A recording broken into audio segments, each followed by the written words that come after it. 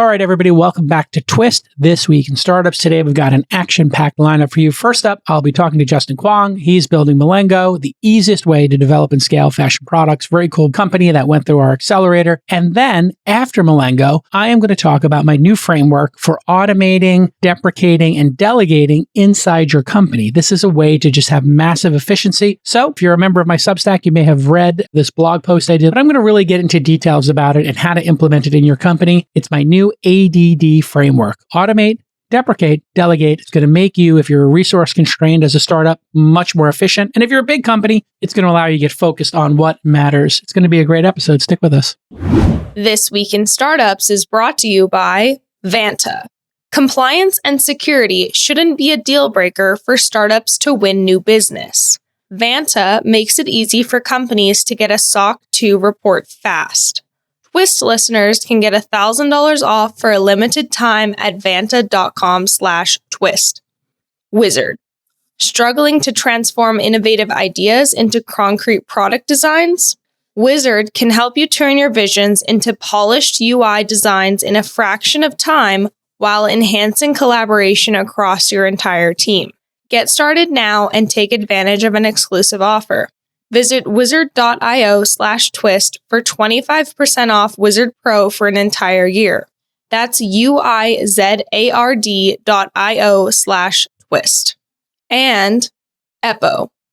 Experimentation is how generation-defining companies win. Accelerate your experimentation velocity with Eppo. Visit geteppo.com/twist.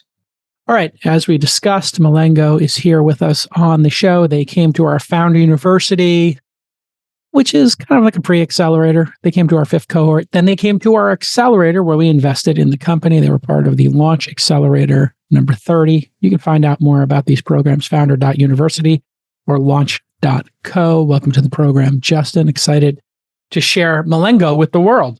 Yeah, thanks for having me, Jason. Excited to jam. All right, so you've had some great success since you came through Founder University and the Accelerator. We'll get to that in a bit. What is Melengo? What's the mission?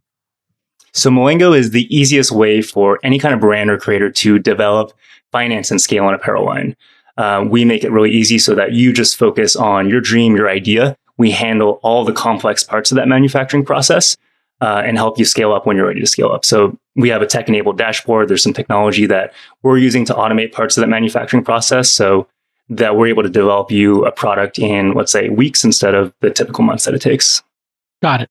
So I'm an influencer. I'm Mr. Beast, let's say, or the All In podcast crew. We let the fans go crazy with the merch. At some point, we may reverse that and have to make our own merch. So if All In wanted to make merch, yes, we could use Melengo as an example. Or if Mr. Beast, he probably has merch, but if he wanted to make additional hoodies or whatever, Melengo is a service provided through a website that allows you to do the entirety from designing your hoodies with AI to manufacturing them in China, Vietnam. I'm not sure where the best places to manufacture are today for clothes. India and Pakistan, I assume, are in there as well. Yep. And then also all the way to fulfillment in your store, or you drop it off? We don't have the fulfillment. We have some great partners on that side, and we're just laser focused on the product development side. But even for like the Mr. Beasts or the All-Ins, like if you want a hoodie, we can help you make a hoodie. If you want a really nice cashmere sweatshirt that's like a Montclair level, we can also help you do that. And I think that's really what sets us apart, from the print on demand or some of these existing companies out there, is the capabilities.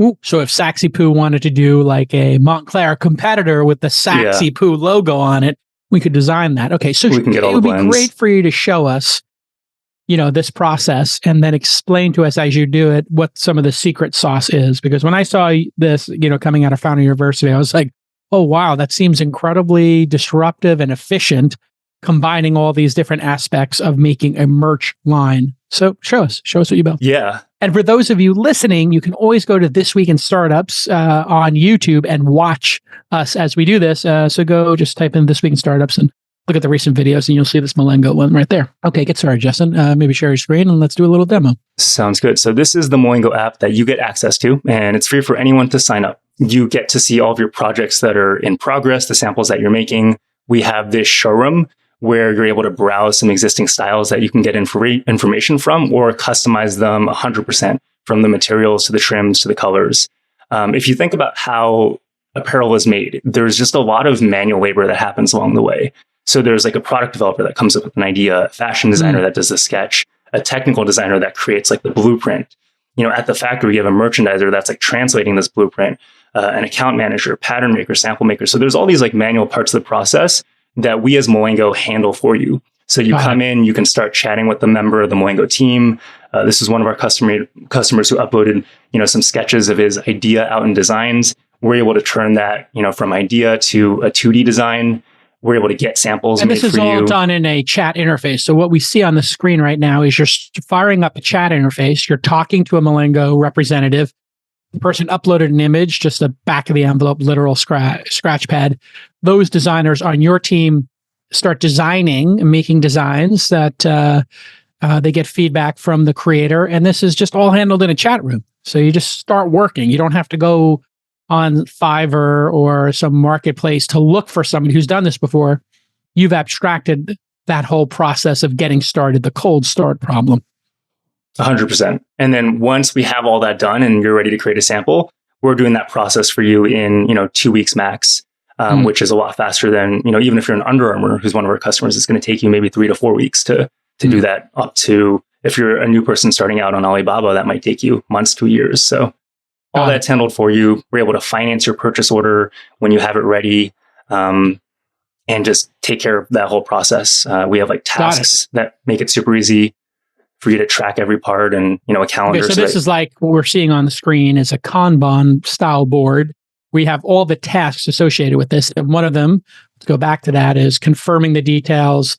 You have to sign a contract. You have to approve. You have to confirm the materials. You have to approve a sample. And then you finally place your order. So instead of me having to hire a consultant to say, hey, what are the steps to creating my merch line? You basically have a template right here. Or, I guess I could ask ChatGPT or maybe Notion or Code to have a template for this. But you have the services and the template all built into your software, yeah? Yes. So you can just live in this and have everything, done for you. And if there's stuff that you need to do, you can take action. And transparency is really important too, because a lot of times when you're making something, you don't have visibility on where is it in the process, when is it going to take. And so we've broken that down by the steps and make it clear to our customers, here's this step, and it's going to take this long for that sample to be created. So you're basically the project management, the design, the fulfillment, and managing the factory, all of that abstracted in one service. Yes. And that's the hard part. I mean, we've iterated several times in this model to get to, this is the hardest part that no one really wants to do, whether you're a brand or a factory. But, if we're able to help them solve it, it can save a lot of time. How much do you charge for this? How do you make money? Is it a software as a service? Is it a percentage of what you're buying? How do you charge? So we have development packages, and these are to get a sample off the ground. So a sample could be a hoodie or, really complex cashmere sweater. And those are going to range from, $300 to $500 per product, which is still a lot cheaper than if you were to do this on your own. We had a customer that came to us having worked with the factory here domestically that was charging her $6,000 for a sample. Oh, wow. And she only got one, and she wasn't happy with it at all. And the factory was like, hey, we want to, charge you an extra $20,000 to do a production run. So they're price gouging. They're trying to make a home run off somebody who's a sucker who doesn't understand how much work this takes. I assume when you charge somebody $300 to $500 to design their hoodie and get them a sample, you're just breaking even on that. That's not like a moneymaker, is it? Not right now. I mean, over time, we'll be able to automate more of that to make some money on that side. But really, we're helping, creators and brands do production runs. So our minimums start at 50 units. We have all the way to, we have brands doing thousands of units at a time, and we'll make a small margin on that, on the factory side. And that comes out of the factory side or the person placing the order, it's abstracted through it. How does all that work? It's a combination of both margins, but it equals out to, if you're a customer and you wanted to source this on your own, roughly the same pricing that they would get, if not a little lower, just because we can negotiate bulk buying from a lot of the factories we work with. And so that's your speciality. If you can lower the price for them, you can get some of that margin that they wouldn't be able to get themselves. So everybody wins. Listen, a strong sales team can make all the difference for a B2B startup. But if you're going to hire sharks, you need to let them hunt, and you can't slow them down with compliance hurdles like SOC 2. What is SOC 2? Well, any company that stores customer data in the cloud needs to be SOC 2 compliant. If you don't have your SOC 2 tight, your sales team can't close major deals. It's that simple. But thankfully, Vanta makes it real easy to get and renew your SOC 2 compliance. On average, Vanta customers are compliant in just 2 to 4 weeks. Without Vanta, it takes 3 to 5 months. Vanta can save you hundreds of hours of work and up to 85% on compliance costs. And Vanta does more than just SOC 2. They also automate up to 90% compliance for GDPR, HIPAA, and more. So here's your call to action. Stop slowing your sales team down and use Vanta. Get $1,000 off at vanta.com/twist. That's vanta.com/twist for $1,000 off your SOC 2. So everybody wants to know, for a startup, how did you get the first couple of customers for this? Were you in this industry before? Had you had experience? So that sort of cold start problem for your startup, not the people making, Mr. Beast or All In making their merch or This Week in Startups merch, but for you as a startup, you have a cold start problem. So did you come from the merchandise background? Did you have your own line? How did you come up with the idea? And then how do you get those first couple of customers to buy into this? Yeah, my last company was a direct-to-consumer brand making bags and accessories for working professional. Grew that to a few million in revenue, but it was really challenging to grow the brand just because we couldn't launch product fast enough. It would just take us, 8 months to a year. And we couldn't be competitive to where companies would come and knock off the bag and do it at a lower price point. And I think to be competitive in e-commerce or D2C in general, you need speed. You have companies like Shein and Temu that have taken over retail because they're launching 10,000 new products a day. So everyone's really playing catch up. And so to how we got our first customers is really a combination of just referrals and some of our network on the supplier and brand side. And so explain to me how fast fashion works. If I liked a certain bomber jacket, let's say, there's like a brand Roan, there's a brand Cuts, Mack Weldon. I got a couple of these men's brands that, I'll buy their t-shirts and really enjoy them. But let's say I wanted to take my Roan hoodie and I wanted to adapt it and make it my own and put the This Week in Startups logo on it or the launch logo or Founding University. Can I just point to that and say to you, hey, I want something similar to this jacket or this hoodie combination, from this brand. And then you can start the process of finding out what factory can make it, the materials, et cetera. When you work with us, that's exactly what you can do. And we have a lot of people kind of bring mood boards or inspirations of all these different styles that they like and say, I want a bit of this and I want a bit of that, but definitely this zipper from this, other jacket. And we kind of help them mash that up into a really unique design and then develop that product. And my understanding of fashion is you can't really trademark or copyright like a blazer or a hoodie, right? You can do your logo, but like if I've got some double collar or uniqueness to my thing, it's not really protectable IP. Is that correct? And that's why fast fashion exists? Yes. There's certain things you can, I think, trademark or copyright on, like patterns or prints or like definitely the logos. But from like a garment perspective, there really isn't a lot of protection there. And that's why you get a lot of these small, designers and brands that get ripped off by the fast fashions of the world. And that really is part of our mission, where we want to empower these designers and creators and small brands and say, hey, Shein and Temu have taken over with their fast and agile supply chains. Let's build something similar and give you access to it so you can have that kind of agility too. Got it. And when you brought this idea to the venture capital community, seed investors, after you went through our program, did they look at it and say, this is like a service business, or this is like a manufacturing business, it's not venture scale? Or did they look at it and say, like some of the investors in Uber or Airbnb, hey, there are real world things that need to get done. And then there's a technology stack on top of it. So, the person who's bold enough to take on a little bit of friction gets the benefit of this wider network effect. How did the venture community and the seed community look at Melengo? Yeah, I think there's a lot of people that didn't get it. And they were just like, how is this better than a custom ink or a print on demand, where you're literally just slapping a logo on an existing, medium to low quality blank? Yeah. But I'd say, I've learned that investing... Isn't that incredible? They didn't understand that basic difference. They didn't. This is the thing. I don't think a lot of... I'm sure there... I know, because you did very well with your fundraising, that enough people got it. But it's just amazing to me how stupid some partners are at venture firms or seed funds, that they don't listen deeply to the founders' vision here and the problem, or talk to the customers. Because if you were to talk to any of your customers, they would be able to explain, like, no, we don't want a ishy shirt, like a bad, disgusting shirt with our logo on it peeling off. Right. We're trying to build a unique garment that, might sell for 10 times that amount, that's signature to us. Like what you're trying to do, correct me if I'm wrong here, is enable the next Yeezy, right? Like the next Ye, I guess his name is Ye now. I want to be respectful to his new name, not his Kanye West name, but Kanye West created Yeezy, I believe, and he designed clothes. You're for that person, correct? Not a person looking to make a logo for, their corporate offsite. Absolutely. We want to help the next, Kanye's of the world create the next Yeezys. And, even if you look at what Ye is doing right now with Yeezy, doing $20 drops and everything is $20. It's very mass market. Even being able to help companies like him, because they're going to have to develop so much product to be able to scale that too. But going back to the investor part, Jason, I think the investors that got it were people that experienced the problem themselves or had family members or friends that were like, I want to try to start a clothing brand, or I have a brand, I'm trying to scale it, and understood the problems that they're running into. I think we got lucky in finding our perfect match. I know the term used a lot is like, finding investors is a lot like dating. It's about compatibilities and seeing, who's a good fit and all that. And we got lucky that we found a great match with Cyan Bannister, who I think had a thesis in the space and just saw the vision, a long time ahead too. And so, and Cyan, so people know, is one of my oldest friends in the industry. We both became angel investors at the same time. And I introduced her to two really good investments, a cab company and a marketplace for home services, Thumbtack and Uber. And so we invested in those together.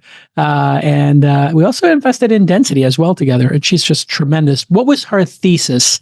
And when it clicked with her, what did you learn there about what I'll call investor product fit? Like if the investor really does love the product or service, man, that does carry the day in my experience. Like this is why Uber did so well raising money and Airbnb did not. Airbnb does not appeal in the first version to a venture capitalist. They want to stay at a 5-star hotel, a luxury hotel. They don't want to stay on somebody's couch. But Uber started with luxury cars. So Lincoln Town cars were exactly what, having your own private driver was the original tagline. So investor product fit is really good. Clubhouse also had investor product fit because VCs like to talk and hear their own voice. So tell us about those meetings and how she got it. She was actively thinking about the space. I think she had tried to make some of her own products on Alibaba and had a thesis that like, there's going to be a company that just makes this whole process a lot easier. And maybe the manufacturing's in China, maybe it's not, maybe it's in these other parts of Asia or nearer to home in Latin America. But something that helps all these makers, all these individual artisans turn their dreams into reality. And I think she had blogged about that or tweeted about that a couple of years ago. And I took note of it as we were building Melengo, being like, I have to meet her someday and talk to her about what we're building. And, luckily got introduced to her through Jackie and Ryan through the accelerator, which was really nice. And 10 minutes into the first conversation, she says yes, just because she'd been thinking about this. And, whether it's through a long journey that she's a GP and or as an angel. Amazing.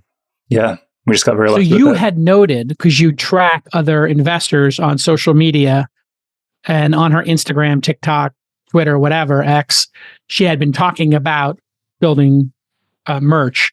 So that was, or building fashion design. I guess merch is like a too dismissive way to say it. It's more like building a clothing line. Yeah. Building a brand. Building a brand. Yeah. So you raised the money. You did very well at the accelerator. I don't know. How did you do in terms of voting? I'm curious. For people who don't know, at our accelerator, we ask every week the VCs to rank their top 3 companies out of the 7. We do this for 2 reasons. One, because it's entertaining. It keeps people awake. And, maybe 3 reasons. It keeps people awake during the process of pitching. 2, it makes a little bit of a competitive environment between the founders, which is always good. And 3, if you pick somebody as number 1, 2, or 3, and you're an investor, you kind of got to meet with them after, right? It gives you a little bit of, hey, you picked us as number 1, you picked us number 2. Can we do a follow-up meeting? So that's a little my own Machiavellian way of organizing it. But how did you do in the voting? I'm curious because that's why it's sent. Yeah, I mean, we ended up at second behind TaxGPT. Cash is a great founder there, but it's a great camaraderie. I think it's really exciting. Every week we're kind of like friendly, but also we just want to beat all the other companies in the cohort. And we got lucky with just an amazing group of founders. And in that cohort in general. And just every week there'd be a new demo. I think one of the interesting, unique things about the Launch Accelerator too is that you get the option to defer the program. And this was really helpful for us in the very beginning. We came out of Founder University, I think it was June. We got accepted into the accelerator, but we hadn't really figured out how to grow yet. And we had, some customers, we were still figuring things out. And so we took the 100K and said, hey, could we defer this till later on? Smart move. And we joined in October, built some momentum, and that really kind of helped propel us later on. Yeah, I've come to realize I like to meet founders where they are. So at Founder University, we would give this 25K check if people just wanted their first check. Not everybody can afford the 25K it takes to kind of start up operations, get incorporated, whatever. And we did that as a test. It turned out 2 out of 3 founders asked for that.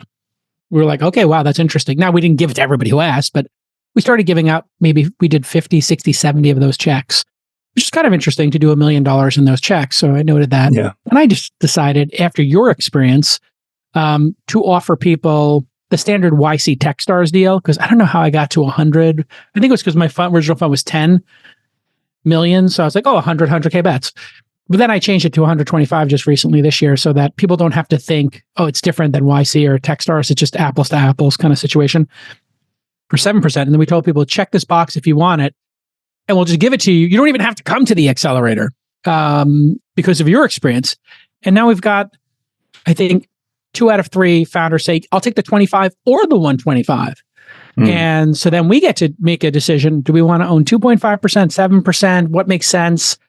And again, meeting the founder where they are. If they want us to give them the 125, they want to come to the accelerator. They don't want to come to the accelerator. They want us to just help with introductions. I'll just customize it to the founder is my experience, because I just want to help the founders, because at the stage we're at, 80% go to zero. So if you come into it with that expectation, kind of frees you. All you want to do is just be as helpful as possible, knowing very few of the turtles make it to the ocean. A lot of them get eaten before they get to maturity. It's kind of dark. Right now, startups have to do more with less. We all know that. And that means increasing your product velocity while maintaining or even lowering your costs. Now, don't forget, product velocity is how startups beat incumbents. So here's the great news. AI is going to help you do that. So let me tell you about Uizard. It's spelled Uizard. It's an AI-powered suite of UI and UX design tools. With Uizard, you can generate your app or web designs from simple text prompts. You can then iterate on these designs with an AI assistant, and then you hand off your completed designs as React or CSS code. Uizard's text to UI mockup tool is called Auto Designer, and it's really cool. If you're watching, you can see it on the screen right now. Here's the brass tacks. Uizard is going to help you go from idea to mockup in minutes. So if you're creating a product from scratch, this is going to save you so much time. Start building products today faster with 25% off Uizard Pro at uizard.io/twist. That's uizard.io/twist for 25% off. Stop wasting time and start shipping faster. So tell me more about, being a seed stage company. What do you feel you need to accomplish in order to get that coveted Series A, the $10 million from Sequoia? Or I don't know what your top firm is, Antonio and Valor, or Sachs and Kraft, getting on Chamath's radar at Social Capital. What are the goals you have to hit in the next, I assume, 18 months of runway, 24 months of runway? What do you have? Yeah, there's some quantitative metrics that we want to be able to hit. We want to be at a certain runway, whether that's 2 to 3 million net revenue. But I think on top of that, we really just need to have the confidence that what we're doing can actually scale with really good unit economics too on the sampling side. You mentioned that, and barely breaking even there. We'd love to be in a spot where we're actually making money there, so we could just help as many people make samples as possible. And then we've brought on a little bit about my founding team, Greg, who I met, who's one of our co-founders. He came from the textile world at Nike, so that brings a lot of manufacturing experience. Bon, who we're bringing on as a co-founder CTO, I actually met through one of the syndicate type of demo days early on, and she started as an AI advisor. But we're bringing her on. One of our syndicates? One of your syndicates, yeah, back in October, I think. Explain that to folks. It was like a digital demo day where you had the ability to present in front of some of the members of Jason's syndicate and get some feedback there. We got some amazing connections out of that too. And Bon Right. was one of them who has been like an advisor to us. And we're bringing her on as a co-founder because she led teams at Meta doing AI. So we're how many co-founders will you have? We'll have 3 total. Perfect. And this is something I've learned over time. It's something I learned from Paul Graham. He always accepted multiples into Y Combinator. And I was like, I'm a solo guy, maybe whatever. And it turns out he's right. At seed stage, there's very few solo founders who can make it work. And even the history books may tell you, certain people were solo founders and they get like some disproportionate credit. But then you go back in the history book and you realize, oh yeah, there were 3 co-founders of YouTube. People forget Javid. Oh, there were 3 for Snapchat. Oh, there were 3 for Airbnb. It's kind of a pattern, folks. Right. And so we have become very biased towards 2 or 3 co-founders because one inevitably moves on to something else in life, and then you have 2 where you have 1. So it's like a redundancy thing. So but get to even a couple getting to a couple million, I think the hard part about that, Jason, is that because we make a lot of our money on bulk production, and this is like a delayed timeline, we don't see that immediate, revenue gratification month over month. So something that we try to think about too is like, how do we really focus on our inputs? So we're saying like, revenue is a lagging indicator. Let's just really focus on certain inputs that we can control, whether that's like 100 samples or, 1 hour better on customer success time. And then hopefully revenue will trail after that. One thing that we're focusing on now as we try to find product market fit, and I think Raul, which you invested in on the superhuman side, created this really good framework for finding product market fit. I think there's like a first round capital blog post about it. Yeah, product market fit engine, I think he called it. And I was the investor in his first company, which was called Reportive. And then I was the first investor along with Dharmesh from HubSpot in his second company, Superhuman. And yeah, he really is an expert on understanding product market fit. And are you essential to that group of people? Or if you went away, would they be like, okay, I have another solution for this? And with yours, it does feel like if you got addicted to this process, man, you do good. How do you acquire new customers? How do you get a new customer who's going to do hundreds and then eventually thousands of, items? We get some great referrals and word of mouth, especially on the enterprise side with brands that are looking to launch new lines. So they could be doing footwear and want to get into apparel. We're also doing a bunch of content. So that's for some of our newer entrepreneurs, educating them on different parts of the apparel manufacturing process. What is that, blog posts or TikToks? Blog posts. We're getting more into like video content, so like TikToks and Instagram Reels. We have some great partnerships too. On the creator side, there's a platform called Fourth Wall that has, I think, like 2 million monthly active users. And we're one of their first custom apparel manufacturing partners. So if you're making something on Fourth Wall, you can make your products through us and then sell them on Fourth Wall. Fantastic. And what role does Shopify play in all this for you? And would a Shopify partnership make a difference, or is it just up to the resellers, what they do? Can you put something in the Shopify app store that would goose this as a marketing channel? Yeah, that's a great idea. And that's definitely something I think we're going to move towards as we want to get more of those Shopify brands and work closely with Shopify. Just because we have a lot of that product data on what they want to make and, what they're making. It'd be interesting since AI is getting popular these days. I wonder if you could pick 20 different targets and then use AI to make 10 SKUs for each and then send them their designs and say, hey, listen, these are very rough designs, but we know your brand, Mr. Beast, and we know you did Feastables. So we made a line of Feastables, sweaters, hoodies, whatever. And, hey, you just send it to Mr. Beast and his team. And they look at it and you say, hey, we could get these going. I could send samples, let me know.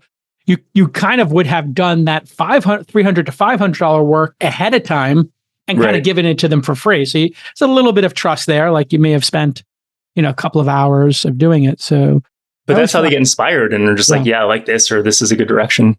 It's great. Yeah. Have you tried that before? Like sending the work? We've tried it. We've tried it in different varieties in terms of just like creating mood boards or, I think we're even doing that for like a This Week in Startups. Like we had some different polo shirts that you guys thought might be interesting. So that's definitely a great idea. This is something I want to make for my team. I was realizing my team does like 80 calls a week with founders, and we do the nice backgrounds where it has the launch logo and their name and their ad. So it just helps with like branding.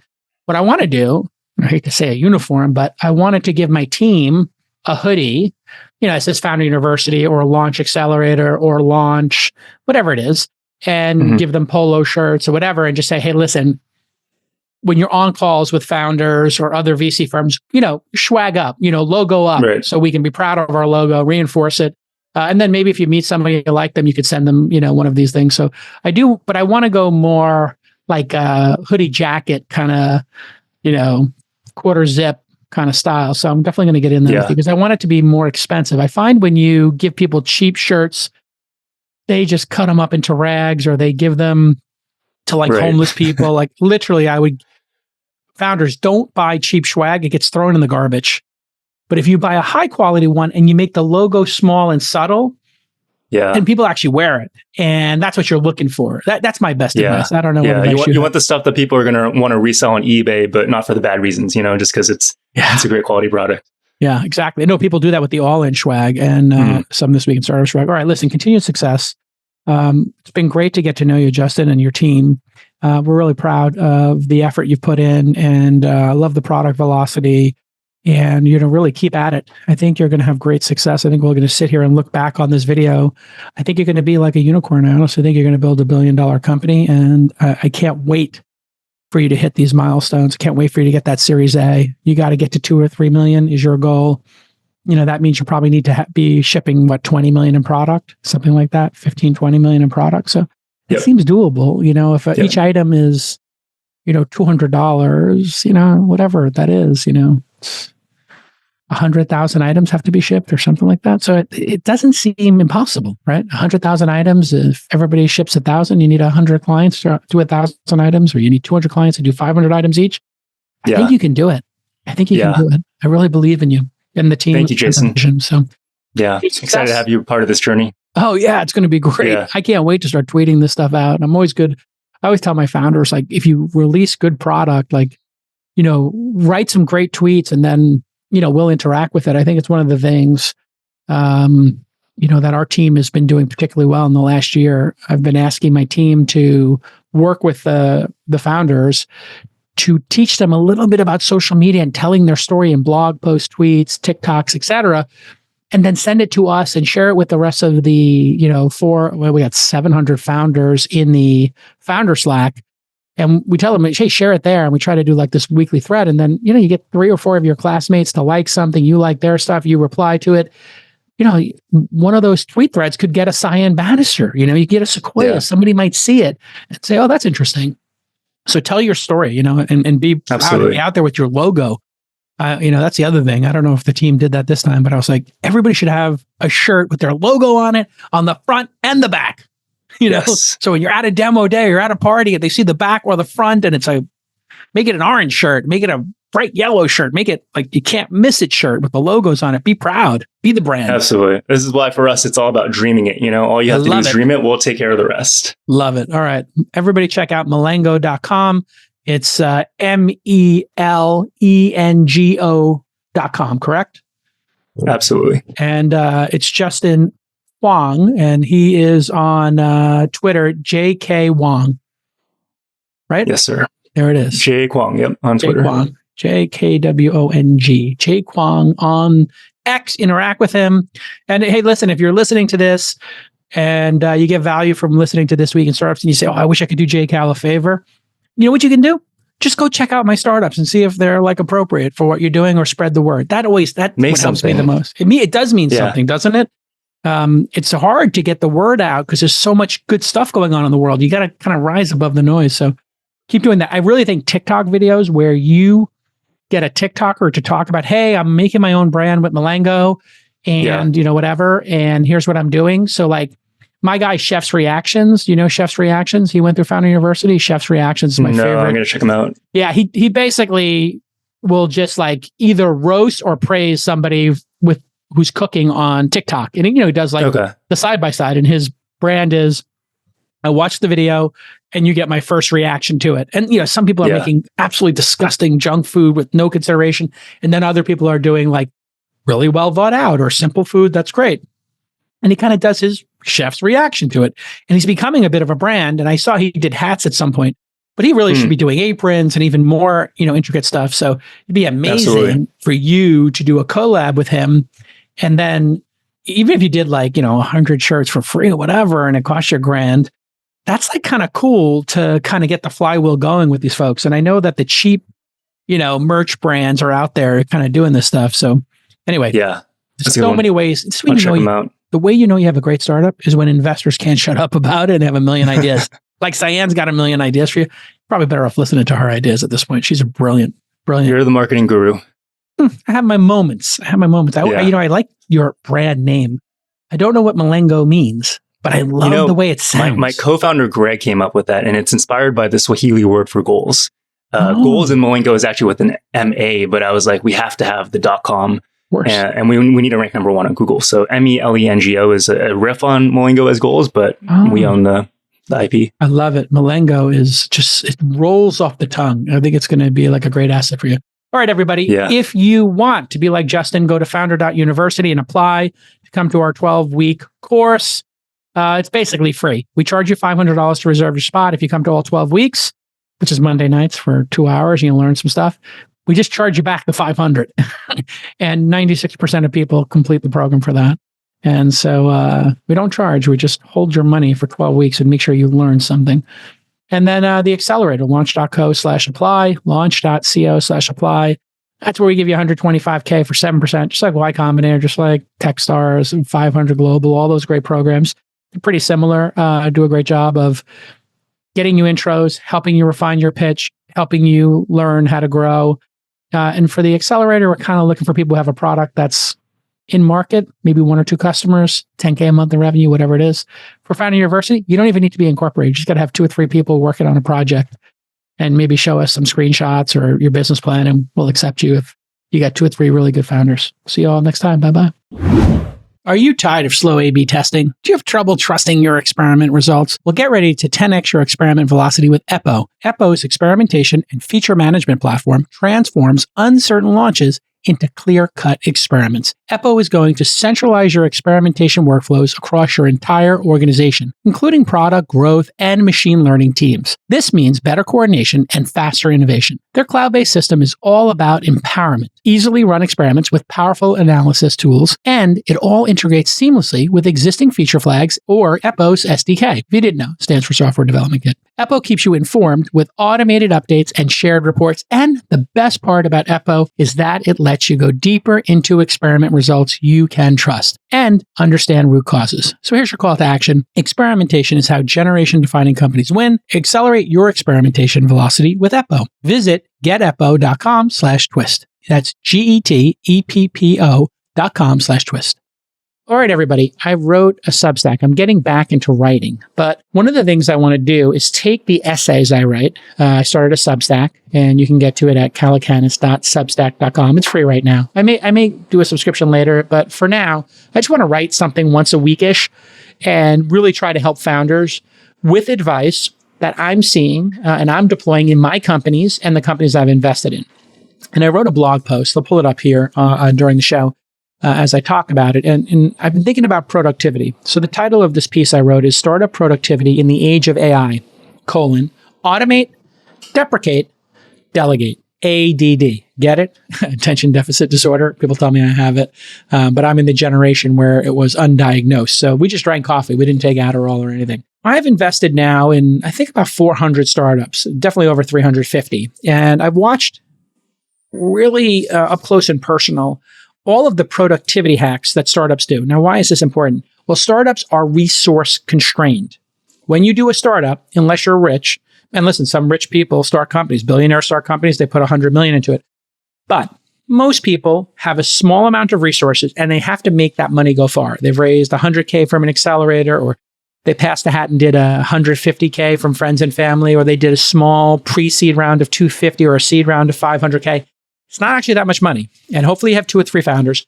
But then as you start to grow, you need to add people. And what you constantly want to do is you want to look at the work that's being done in your company and ask yourselves 3 simple questions. The first is, can I automate this?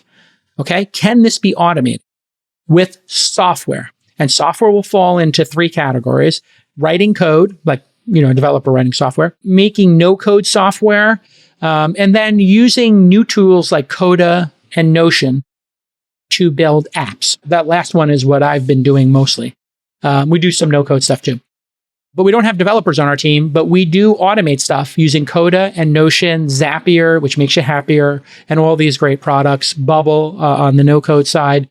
So, number one, can you automate it? Number two, can you deprecate it? Deprecate it in our industry means stop doing it. So can you deprecate it or can you delegate it? And that means having somebody else do it. Deprecate, pretty simple. We're going to stop doing this. Why are we going to stop doing this? It's not having an impact. And it turns out your employees will very often, out of loyalty to you, you'll tell them to do something and they just keep doing it every week. Why? Well, they want to be loyal to you and it gives them something to do because they want you to get value for the money you're paying them. But you may have failed as a manager and they're doing something that actually has zero impact. And so you're paying them for 10 hours. They do some report for 10 hours every week and you forgot that you asked them to do it. This is why it's very important to have a transparent management system. How do you do a transparent, honest assessment of the work everybody's doing? Well, you could do something which most people would consider a bit oppressive, which is time management. Clock in, clock out. This is what attorneys, accountants, designers, and consultants have to do because they have to bill those hours to somebody. So when they're doing their day, they got time management software on their computer and they say, 9 a.m. to 11 a.m., I'm working for this client. 11:30 to 1:30, I'm going to bill to this client. No, that's out of necessity and people do it. But most companies do not micromanage people to that level. However, time management, if presented as to an employee, to a team member, as, hey, you should do time blocking on your calendar. You can look that up. And hey, you should report back to the rest of the team, your teammates, what you're doing, why you're doing it, and what you intend on doing. So I created a very lightweight framework for this. I call it the SOD EOD framework. Start of day, end of day. I ask everybody who works for me to go into our Slack channel and just say, start of day. These are the 3 things I'm working on today. It should take only 5 minutes.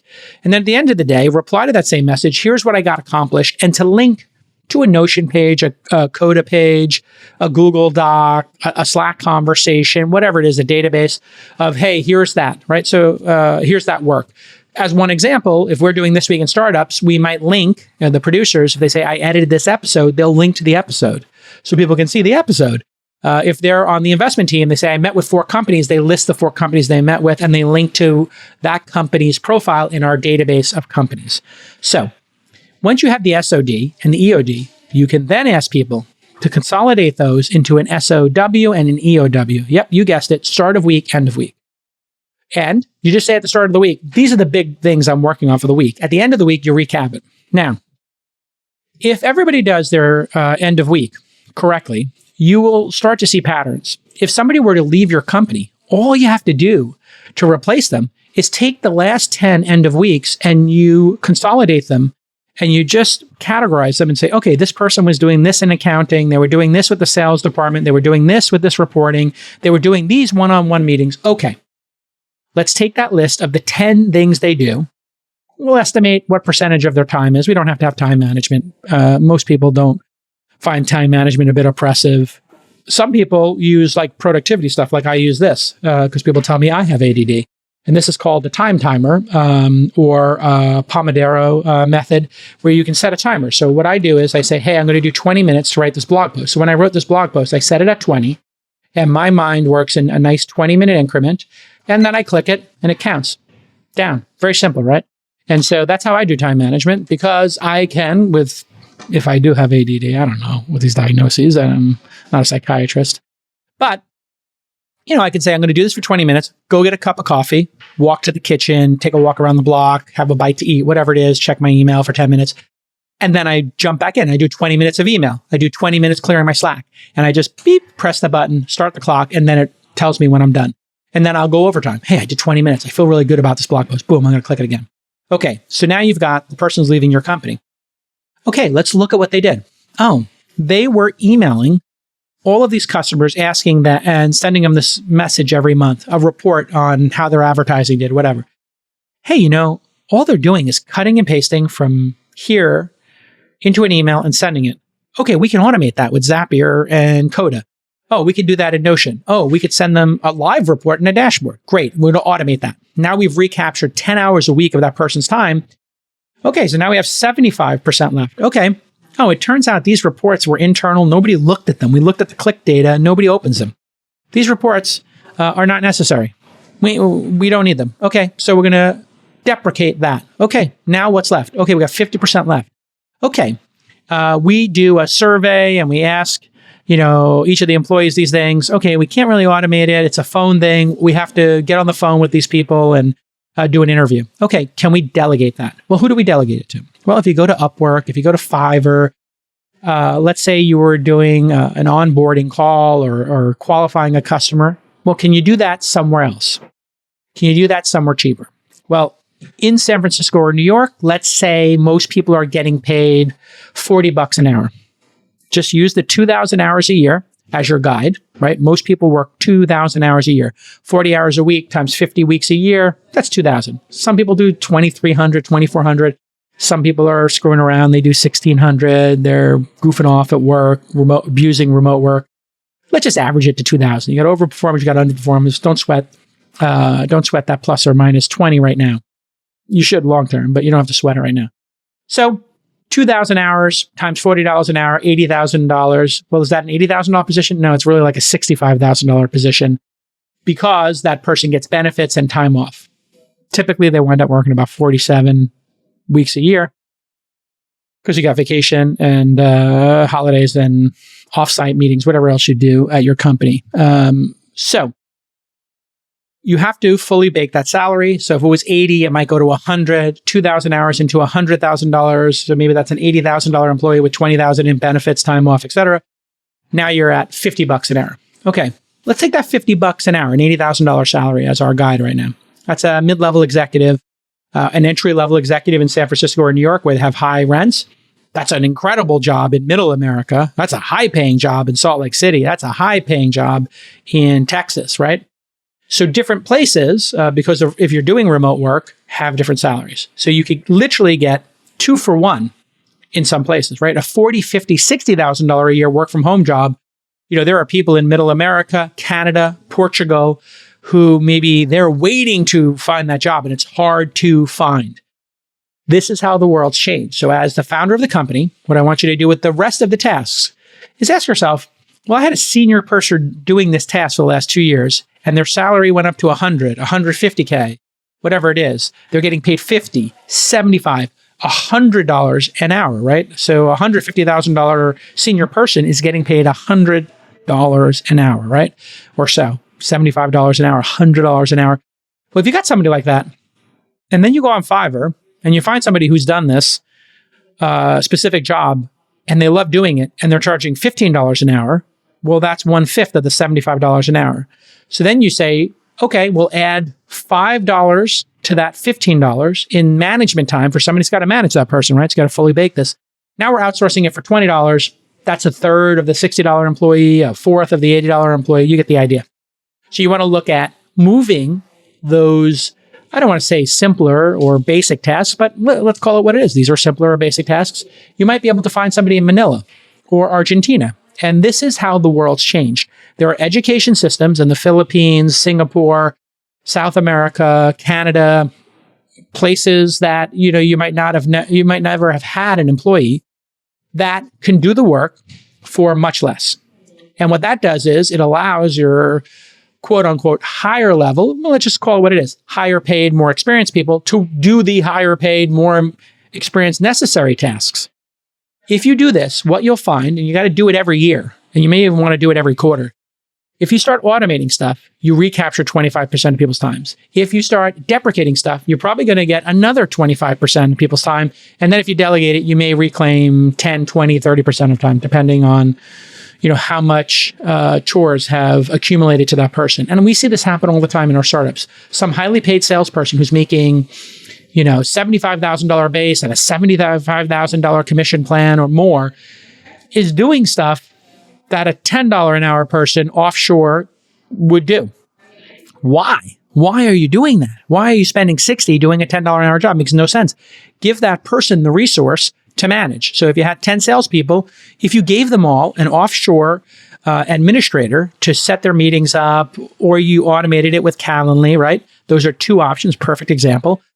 Well, maybe you could automate that. We did this with our investment team. We use Calendly. We send a link to founders. We tell them, pick a link and sign up for a meeting. Now there's no back and forth. We put our calendars in there. Boom, they pick it. We're done. There's no back and forth scheduling stuff. So automate, deprecate, get rid of, and delegate. If you do these three things, you're going to be so efficient. It's wild. And the reason this is all getting catalyzed is artificial intelligence, which I haven't brought up yet, but let me explain how AI is helping this. The group of people I'm talking about who are you're going to delegate to, whether they're in Manila, in the Philippines, or Argentina, or Brazil, or Portugal, or Canada, places where you might, like an administrator in some of those places, Argentina and Philippines, they get paid $5-6 an hour. If you were to put a $7 an hour job in one of those places, you would get too many people would apply for that position. They're typically getting paid $1,200 a month, $1,000 a month. If you can find a really great one, you might go up to $3,000 per month, $36,000 a year. To find an administrator and operations person for $36,000 a year seems impossible. There are people I've watched who have used outsourced assistants in other markets, and they figured out how to do it years ago. And they'll have 2 or 3 executives using one person and getting massive gains. So $12,000 per executive to have essentially an offshore assistant. It actually works now. 10 years ago, it kind of worked. Now it's working, and it's working in a major way. Those people are the first people, the people on Fiverr, the people on Upwork, the people who are remote workers. It turns out they are typically have been involved in something called business process outsourcing. You look up BPO. Basically, how do you do something like accounts receivable, like menial accounting tasks? How do you automate that and make it faster? Okay, take a picture of the invoice, scan it, doing data entry. All that stuff's been going on for 30 years in India, Philippines, etc. And law firms and tons of people leverage those kind of places to do literally data entry. All of that has led to automation. So these folks have been grinding out, and they get the major benefit of doing automation. Automation started with OCR, optical character recognition, scanning documents. And now with AI, they're all on ChatGPT. They know they can take a picture of an invoice and pay it and write a script and have AI do it. So they have, on the DL, been doing this kind of thing, automating their work. Why do they automate their work? Okay, you could say this is a little gray hat, but they'll automate their work in order to service more customers in a shorter amount of time. So they're doing their own little arbitrage on the back end. They might have 10 customers and they're doing what's called SDR, sales development reps. They're basically looking for customers for you to sell your product to and chewing them up, putting them into a database, creating an email sequence, all this stuff. Well, those folks, they will quietly automate their own work, not tell their customers, but still charge them. So the customer thinks this is taking 10 hours, it's taking 10 minutes. And then they arbitrage the other $9.50. And you as the customer are like, well, I'm getting somebody for $7 an hour to do this or $12 an hour to do it. I'm happy with that price. So this quiet automation, some cases, it's a little on the DL. They're not telling their customers. In other cases, they're upfront about it. And no moral judgments here. People in different parts of the world look at these kind of things differently, I've learned. So if they can do the arbitrage, they're happy for you to pay, and they kind of take the gain and they feel like they deserve it. Okay, let's put the morality out of this. You're offering a service at a price. They're giving you the service at a price. If you can get a cheaper price, then go for it. Now that is happening to American workers at higher level tasks because of ChatGPT.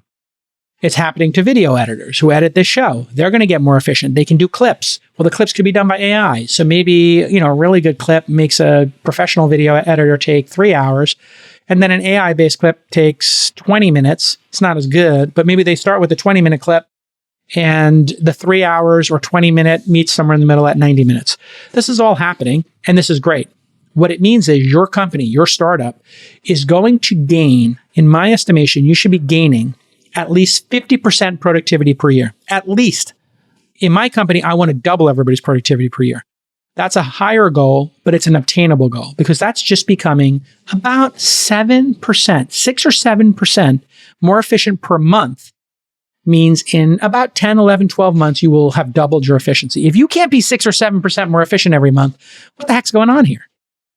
Something's wrong. You should be able to be 7% more efficient. And the rule of 72, you can look that up online, states that if you can be 7.2% more efficient during a time period, it's that number of time periods, you divide it into 72, that you will double this is compounding interest, you'll double your efficiency. So if you're 7.2% more efficient per month in 10 months, you're going to be twice as efficient. If you're 7.2% more efficient per week, in 10 weeks, you're going to be more efficient.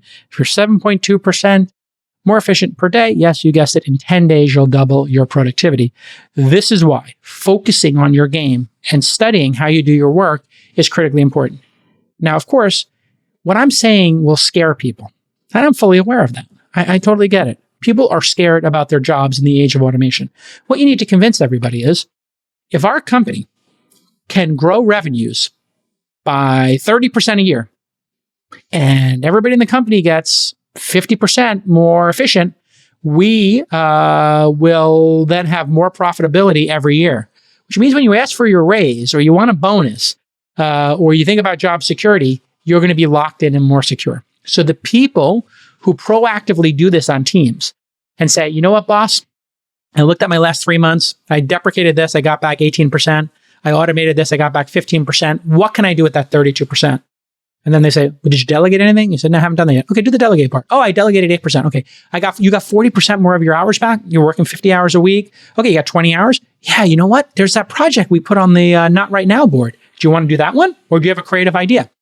And this is when your boss and the leadership at your company will fall in love with you, or your investors will look at you and go, wait, these people keep producing more product, getting more sales, and they're more efficient, and their revenue's going up, but their costs are staying the same, and they're getting to profitability quicker, or they're increasing profitability. Uber has something like 1% less employees than they did 2 years ago. During ZERP, they did the hiring freeze, they did some layoffs. Same with Facebook, same with Google. At the same time, those companies were growing 10 to 30% year over year. That's why the stock market during this horrendous crash has been rewarding them. Spotify just laid off like 17% of their employees, 1,500 people. Stock went right up.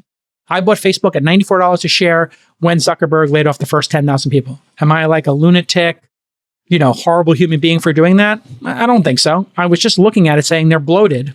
If they cut 10% of whatever, 60, 70, 80,000 employees, they're actually going to get more efficient. And because they're going to start with the bottom performers. Let's call it what it is. This is a competition for who's the most efficient. If you ask everybody, they got to cut 10, 15% of their teams. They're not cutting the top 50% of performers. They're going to look at the bottom, hopefully, and cut the weakest folks, which is healthy anyway, right? If you've got a basketball team, if you cut a couple people from the team during training camp because they didn't put the effort in, and you rewarded the people who put the effort in, you'd be like, that's the right thing to do. It's happening in corporate America right now. So I want you to not be scared if you're hearing me say this, because your bosses and the boards are all having this discussion. They're having the A.D.D discussion. Automate, deprecate, delegate. They're having that discussion without you. Include yourself in that discussion and be proactively doing it. Hey, I found some place I can automate. Hey, I found some stuff we should stop doing and we should redeploy for something that's high impact. Hey, I have an idea of how to delegate this so we can do more. So if we could delegate the clips of This Week in Startups to some other person and get it done and have it be just as good for a tenth of the price, well, then we could redeploy that in writing show notes or getting better guests, inviting more people, all of that good stuff, right? Or editing the show better or doing graphics, whatever. There's going to be another function we can redeploy it to, or adding another day of the week. I want you to really think about this A.D.D framework. It's in the show notes, or you can go to calacanis.substack.com and sign up for my email newsletter there. I hope this is helpful. When I write these and I share my efficiency concepts with people, whether it's the EOD, start of day, end of day, if you get anything out of this, if it works, let me know. If you add anything to it, let me know. And if you want to take this, edit it, remix it, and say, hey, I read Jake Hal's post. We had something similar. We've adapted it, and here's, our new version of it. go ahead, post a blog post and pay it forward. Email me, jason@calacanis.com for life, and tell me what you did. And I might retweet you if you @Jason me or you DM me on x.com/ formerly known as Twitter. x.com/Jason. You can follow me on LinkedIn. I publish stuff there. Let me know what you learned from this and tell me what I can learn from you, because that's really what we're trying to do here in Startup Land. And I just want to end, if you're thinking of starting a company, I really want you to consider Founder.University. This is a program I run that's 12 weeks. It's free for founders. We try to teach you how to start a company, and we're looking for more people to start companies so we can invest in their companies. When people come to Founder.University, they learn how to do a prototype, grow their company, build their team. And we also invest $25,000 in about 30 or 40 of the companies every cohort. We do the cohorts quarterly that we invest in. So I'm really excited to get your feedback on this blog post, this email newsletter. I'm also hopeful that you start a company someday. And when you do, you consider having my firm launch, which is at launch.co. I hope you consider letting us invest in your company. And we'll see you next time on This Week in Startups. Bye-bye, everybody.